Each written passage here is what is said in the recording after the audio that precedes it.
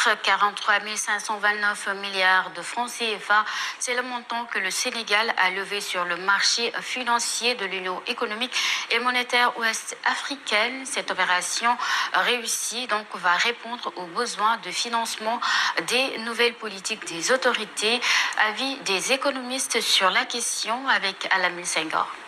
Le Sénégal a levé 43 529 milliards francs CFA sur le marché de l'UEMOA, la zone de l'Union économique et monétaire ouest-africaine. Mais pourquoi l'État fait-il recours à cette dette? Qu'est-ce que cela représente en réalité? Des économistes nous lèvent certaines zones d'ombre. Cette émission entre dans les opérations courantes de financement du pays. C'est une stratégie habituelle du Sénégal pour financer son développement.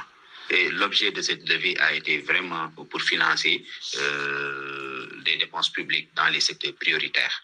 Donc, ce qu'il faut comprendre, c'est que ça entre dans l'ordre normal des choses. C'est une opération courante, souvent très prisée même dans l'espace UEMOA.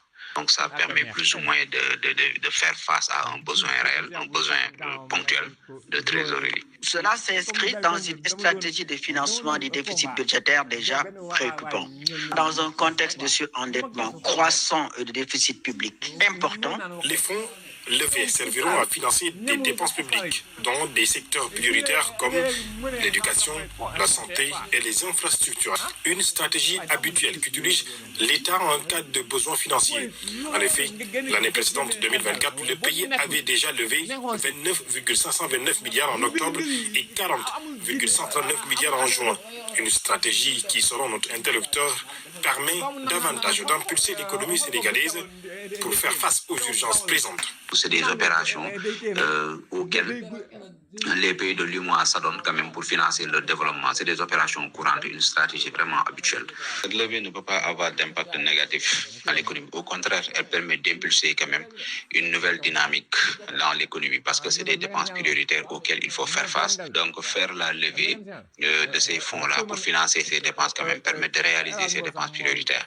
Et toute réalisation de dépenses quand même engendre d'autres effets quand même leviers dans l'économie. Ça permet plus ou moins d'impulser une dynamique dans l'économie. En revanche, selon Chersen, aussi économiste, des risques, il y en a.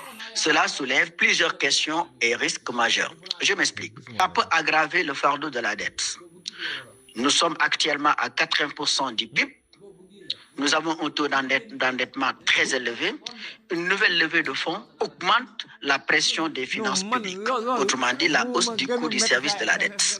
Et ça fragilise davantage notre économie. Les risques de perte de confiance des marchés et des bailleurs. Car les émissions des titres publics sur le marché de l'IMOA signalent une fragilité budgétaire qui peut inquiéter les investisseurs. Si le déficit reste trop élevé, les institutions financières internationales peuvent pousser le Sénégal à prendre des mesures d'austérité afin de stabiliser ce déficit. En dernier lieu, on arrive à la dépendance aux ressources extérieures et à la vulnérabilité au choc. Les bons seront remboursés le 18 janvier 2026.